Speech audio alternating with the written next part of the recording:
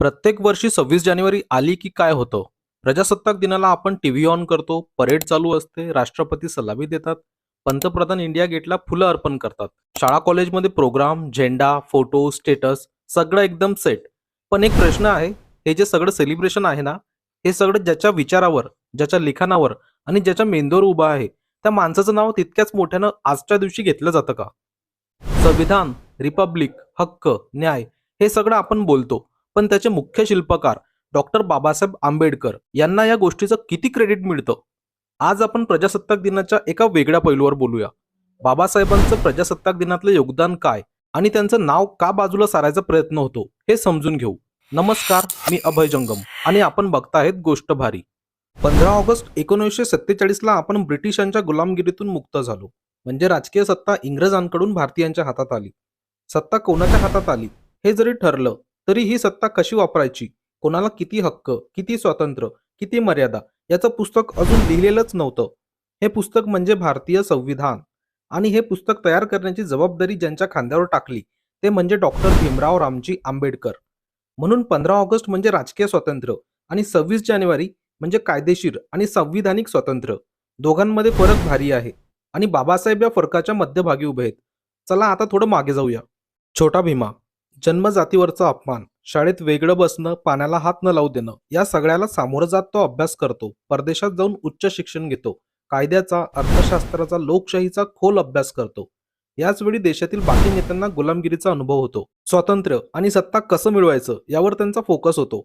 पण बाबासाहेबांना गुलामगिरीसोबत जात नावाच्या आतल्या गुलामगिरीचा अनुभव होता. म्हणून त्यांना माहिती होतं, फक्त इंग्रज गेले म्हणून सर्वांना न्याय मिळणार नाही. त्यासाठी एक दमदार, स्पष्ट, कठोर पण न्याय्य संविधान हवं. म्हणूनच जेव्हा देशाला संविधान बनवायचं होतं तेव्हा सगळे मतभेद, वेगवेगळ्या विचारधारा असूनही मसुदा समितीचं अध्यक्षपद बाबासाहेबांना दिलं गेलं. कारण ज्याने अन्याय जवळून अनुभवलाय तोच न्यायाचं पुस्तक लिहू शकतो. संविधान सभेने भारतीय संविधान 26 नोव्हेंबर 1949 रोजी स्वीकारलं, पण ते लागू झालं 26 जानेवारी 1950 रोजी. हा तारखांचा खेळ म्हणजेच इतिहासाचा एक रोचक योगायोग आणि सन्मान आहे. 26 जानेवारी 1930 रोजी भारतीय राष्ट्रीय काँग्रेसने जवाहरलाल नेहरूंच्या नेतृत्वाखाली ब्रिटिश राजवटीपासून पूर्ण स्वातंत्र्याची घोषणा केली होती. म्हणजे पूर्ण स्वराजचा जाहीरनामा. त्या ऐतिहासिक दिवसाच्या स्मृतीला उजाळा देण्यासाठी संविधान सभेने ठरवलं की नव्या भारताच्या संविधानाची अंमलबजावणी नेमकी त्या तारखेलाच होईल. त्यामुळे 26 नोव्हेंबर हा संविधान दिवस म्हणून साजरा होतो, जिथे आपण संविधान निर्मितीचा गौरव करतो. तर 26 जानेवारी हा प्रजासत्ताक दिवस म्हणून उजळतो, तिथे भारत खऱ्या अर्थाने प्रजासत्ताक राष्ट्र बनला. या दोन तारखांमधला हा अंतराळ 2 महिने हा केवळ वेळेचा नाही, तर स्वातंत्र्य लढ्याच्या आठवणी आणि नव्या भारताच्या स्वप्नांचा पूल आहे. बाबासाहेबांसारख्या नेत्याने तयार केलेलं हे संविधान या तारखांमुळे अधिक अर्थपूर्ण आणि प्रेरणादायी वाटतं. कारण ते फक्त कागदावरचे शब्द नाहीत, तर इतिहासाच्या धाग्यांनी विणलेल्या राष्ट्राचं भविष्य आहे. या तारखा आपल्याला आठवण करून देतात की स्वातंत्र्य आणि समानता ही निरंतर लढाई आहे, जी प्रत्येक भारतीयाने जपायची आहे. आता तुम्ही म्हणसाल 26 जानेवारी 1950 हीच तारीख प्रजासत्ताक दिन का? कारण 1930 मध्ये काँग्रेसने पूर्ण स्वराज्याचा जो संकल्प केला होता तो 26 जानेवारीला जाहीर झाला.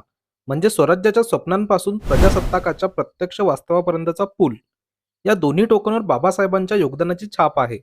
स्वराज्याची भाषा इतरांनी दिली, पण स्वराज्याचा कायदेशीर फ्रेमवर्क संविधान बाबासाहेबांनी तयार केला. परेडमध्ये हा इतिहास फार मोठ्याने वाचला जात नाही, पण तो बदलताही येत नाही.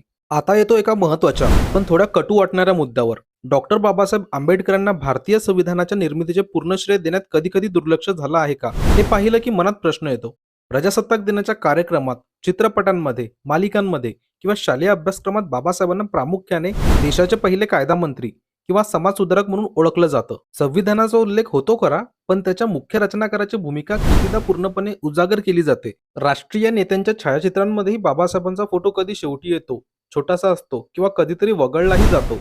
हे का होतं असा विचार केला तर लक्षात येतं की हे प्रामुख्याने शासकीय दुर्लक्ष आणि इतिहासाच्या जाणीवेच्या अभावामुळे आहे. बाबासाहेब हे केवळ सत्तेच्या विरोधी नव्हते, तर ते अन्यायाच्या विरुद्ध उभे राहणारे खरे योद्धा होते. त्यांनी ब्राह्मणवाद, जातीव्यवस्था आणि ढोंगीपणा यांसारख्या सामाजिक दृष्ट प्रथांवर थेट भाष्य केले आणि सांगितलं, मनुस्मृती जाळा, संविधान वाचवा. ही भाषा काहींना तीव्र वाटली असणार, पण ती समानतेच्या आणि न्यायाच्या बाजूने होती.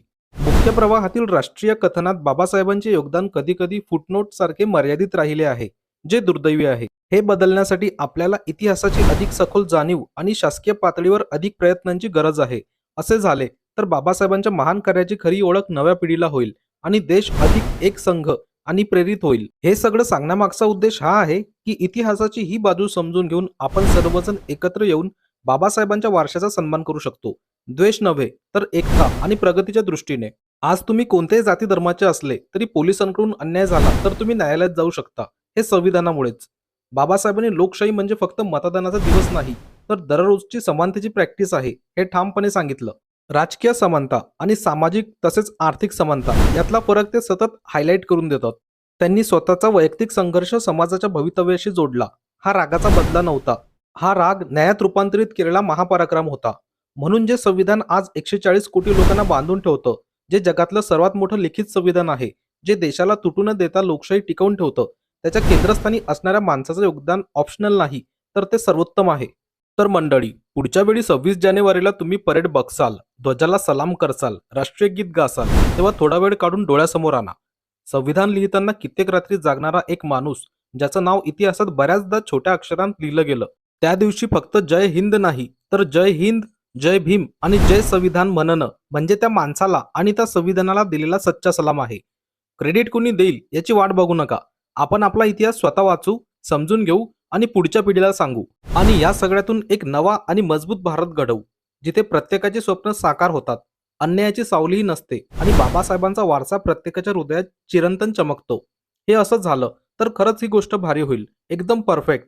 जर तुम्हाला आजची ही गोष्ट भारी वाटली असेल तर लाईक, कमेंट, शेअर आणि सबस्क्राईब करा आणि एकत्र मिळून इतिहासाच्या या उज्ज्वल पानांना नवजीवन देऊया. धन्यवाद. जय हिंद, जय भीम.